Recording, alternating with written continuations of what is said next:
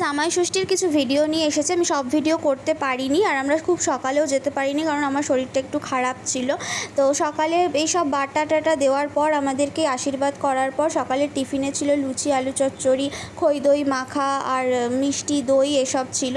আর তা সবাই আমাদের আশীর্বাদ করে নিয়েছিল। আর মা আমাকে একটা ছোট প্রেশার কুকার দিয়েছিল, যেহেতু আমার বড় প্রেশার কুকার, তো সেই জন্য ছোট একটা প্রেশার কুকার দিয়েছিল। আর ওকে একটা শার্ট দিয়েছিল।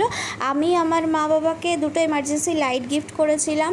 আর দুপুরের মেনুতে কিন্তু ছিল ইলিশ মাছের তেল, ডিম এগুলো ভাজা। মাঝখানে আমি একটু জাম খাচ্ছিলাম বসে বসে। আর আমাদের এই শুভ দিনে কোনো মাংস হয় না, আর আমি কোনো হাবিজাবি রান্নাও করতে বারণ করেছিলাম, কারণ এই গরমে আমরা খেতে পারতাম না। তো ইলিশ মাছের তেল, ডিম ভাজা আর সর্ষে ইলিশ, এটাই ছিল মেন কোর্সে। চাটনি পাঁপড় মিষ্টি তো ছিলই। তোমাদের ভালো লাগলে কিন্তু চ্যানেলটা অবশ্যই সাবস্ক্রাইব করো, লাইক করো। টাটা।